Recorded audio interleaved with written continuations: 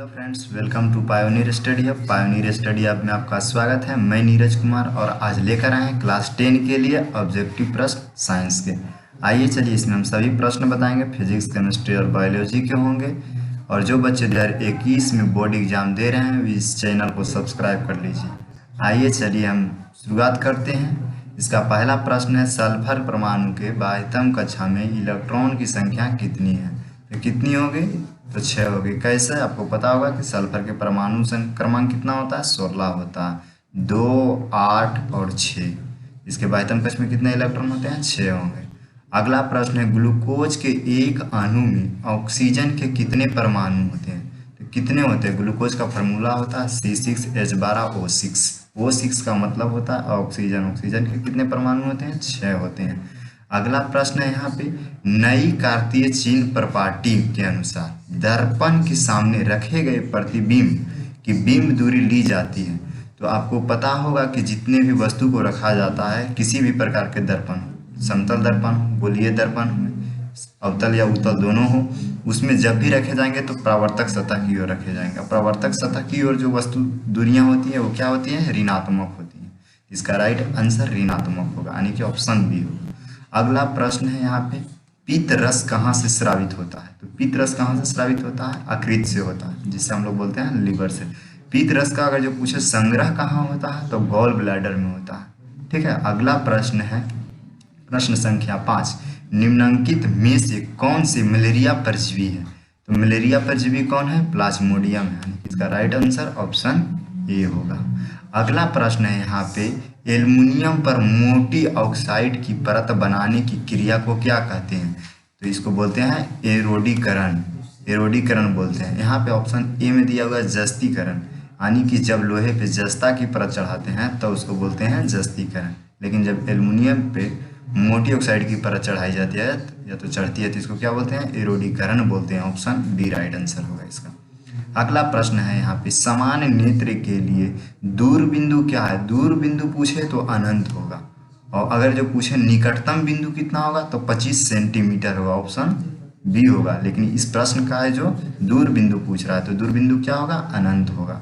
Option D इसका right answer होगा। अगला प्रश्न यहाँ पे पूछ रहा है, कौन सी गैस वैश्विक उष्ण के लिए उत्तरदायी है? वैश्विक उष्ण का मतलब होता है यहाँ पे ग्लोबल वार्मिंग। ग्लोबल वार्मिंग के लिए कौन सा उत्तरदायी होता है? तो कौन होता है? आपको पता होगा, कार्बन डाइऑक्साइड इसका राइट आंसर होता है। कार्बन डाइऑक्साइड की मात्रा बढ़ जाता है जिससे पृथ्वी की सतह पे अधिक गर्मी हो जाती है, तो उसको बोलते हैं ग्लोबल वार्मिंग। अगला प्रश्न है, कौन सा अजैव नवीकरणीय कचरा है? अजैव नवीकरणीय कचरा के मतलब होता है जो कि डिस्ट्रॉय नहीं हो सके, खत्म नहीं हो सके, उसको क्या कहते हैं? थर्मोकोल कहते हैं। इसका राइट आंसर ऑप्शन सी होगा। अगला प्रश्न है यहाँ पे, निम्न में से किस लेंस की फोकस दूरी धनात्मक होती है? तो किस लेंस की? उत्तल लेंस की। राइट आंसर बी होगा। अगला प्रश्न है यहाँ पे, समांतर क्रम में संयोजित प्रतिरोधों की संख्या घटाने के उपरांत संयोजित प्रतिरोध का कुल प्रतिरोध होता है, क्या हो जाता है? उसका कुल प्रतिरोध बढ़ता है। इसका अगला प्रश्न है यहाँ पे, प्रश्न संख्या 12 में लिखा हुआ है, कवक में पोषण की कौन सी विधि पाई जाती है? कवक में पोषण का मतलब भोजन करने की कौन सी विधि है? तो मृतजीवी, यानी कि इसका राइट आंसर ऑप्शन ए होगा। अगला प्रश्न है यहाँ पे, निम्न में से कौन सा पद विद्युत परिपथ के लिए विद्युत शक्ति को निरूपित करता है? विद्युत शक्ति का मतलब यहाँ पे, यानी कि पी आपसे पूछ रहा है, पी के बारे में कौन सा समीकरण सही है? तो इसका राइट आंसर ऑप्शन ए होगा, यानी कि I² होता है। अगला प्रश्न है यहाँ पे, निम्न में से कौन सा अंग संवेदनग्राही नहीं है? संवेदनग्राही मतलब सेंसियल नहीं होता, जिससे हम अनुभव कर सकते हैं, संवेदना कर सकते हैं। कौन सा अंग नहीं है? तो दिमाग। दिमाग जो है संवेदना पे काम नहीं करता है, वो सोच समझ के, यानी कि जब तक उसके पास कोई नोटिस नहीं जाता, मैसेज नहीं जाता, जब तक वो कार्य नहीं करता है। इसका राइट आंसर डी होगा। अगला प्रश्न है यहाँ पे, किस दर्पण का उपयोग सामान्यतः वाहन का पार्श्व दृश्य दर्पण के रूप में किया जाता है? पार्श्व दृश्य के मतलब होता है लुकिंग ग्लास, यानी कि देखने के लिए जो लुकिंग ग्लास लगाया जाता है उसमें किसका प्रयोग किया जाता है? तो उत्तल दर्पण का प्रयोग किया जाता है। अगला प्रश्न है यहाँ पे, किस रंग का तरंगदैर्घ्य सबसे बड़ा है? बड़ा का मतलब यहाँ पे अधिक है। कौन सा रंग का सबसे अधिक है? लाल रंग का अधिक है। लाल रंग का तरंगदैर्घ्य सबसे अधिक होगा तो इसका प्रकीर्णन सबसे कम होगा। अगला प्रश्न है यहाँ पे, समजात अंग का उदाहरण है। समजात अंग कौन सा अंग है जो समजात अंग है? तो यहाँ पे जो ऑप्शन ए में दिया हुआ है, हमारा हाथ और कुत्ते का अग्र पैर, जो यहाँ पे है ये राइट आंसर होगा, क्योंकि समजात अंग उस अंग को कहते हैं जो बनावट में समान होते पर कार्य अलग अलग होते हैं, उसको समजात अंग बोलते हैं। अगला प्रश्न है यहाँ पे, निम्न में से कौन उत्तम ऊर्जा स्रोत है? उत्तम ऊर्जा स्रोत के मतलब जिसको रखने में, लाने में, ढोने में सबसे आसानी होता है तो उसको बोलते हैं उत्तम ऊर्जा। तो उत्तम ऊर्जा में कौन सा आएगा? बायोगैस होगा, जिसको हम लोग बोलते हैं एलपीजी, सीएनजी वगैरह जो गैस है उसमें आता है बायोगैस। अगला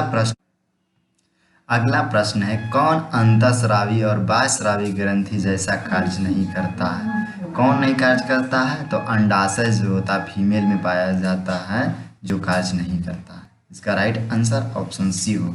अगला प्रश्न है, फ्लेमिंग के बामे हस्त के नियम में बामे हाथ की तर्जनी तर्जनी कौन सा संकेत देता है? तो कौन सा संकेत देता है? चुंबकीय क्षेत्र की दिशा को निरूपित करता है। अगला प्रश्न है, निम्न में कौन गंगा प्रदूषण के लिए उत्तरदायी नहीं है? प्रश्न बढ़िया से पढ़िए, यहाँ पर लिखा हुआ उत्तरदायी नहीं है तो मतलब गंगा प्रदूषण होने का कारण वो नहीं है। मछली पालन जो है उसे करने से गंगा के पानी प्रदूषित नहीं होगा, लेकिन जो 3 ऑप्शन दिया हुआ है इसको प्रयोग करने से गंगा के पानी प्रदूषित होगा। अगला प्रश्न है, पुष्प का नर जनन अंग क्या है? यानी कि पुष्प में जो है रिप्रोडक्टिव ऑर्गन कौन सा है? तो यहाँ पे कौन होगा? पुंकेसर होगा, मतलब ऑप्शन ए इसका राइट आंसर होगा। अगला प्रश्न है यहाँ पे, अगला प्रश्न है यहाँ पे, किस लेंस का उपयोग कर दीर्घ दृष्टि दोष को संयोजित किया जाता है? यानी कि दीर्घ दृष्टि दोष वाले व्यक्ति को कौन सा लेंस उपयोग करना चाहिए? तो कौन सा लेंस उपयोग करना चाहिए? उत्तल लेंस में का प्रयोग करना चाहिए दीर्घ दृष्टि दोष वाले व्यक्ति को। दीर्घ दृष्टि मतलब होता है यहाँ पे दूरदृष्टि। ठीक है। अगला प्रश्न है यहाँ पे, विरंजन चूर्ण को रासायनिक सूत्र होता है। विरंजक चूर्ण का रासायनिक सूत्र क्या होता है? CaOCl2 होता है, यानी कि ऑप्शन बी इसका राइट आंसर होगा। अगला प्रश्न है यहाँ पे, कौन सा पदार्थ लाल लिटमस पत्र को नीला कर देता है? तो कौन होगा? आपको पता होगा। तो इस लाल लिटमस पत्र को नीला करने का काम कौन करता है? तो इसका करता है क्षार। आपको परिभाषा के तौर पर पूछे तो आप लिख सकते हैं कि लाल लिटमस पत्र को नीला करने वाले पदार्थ को हम बोलते हैं क्षार बोलते हैं। तो इस चैनल पे आप नए हैं तो इस चैनल को सब्सक्राइब कर लीजिए। यूट्यूब पे सर्च कर सकते हैं पायोनियर स्टडी हब। ठीक है। और अधिक कोई दिक्कत हो, या तो PDF या तो नोट संबंधित या तो VVI प्रश्न के बारे में आप जानकारी ले सकते हैं, या तो PDF की आवश्यकता होगा, इस नंबर पे आप व्हाट्सअप कर सकते हैं। और दोस्तों के पास शेयर कीजिए, सब्सक्राइब कीजिए, अच्छा लगे तो ही कीजिए। Thanks for watching this video.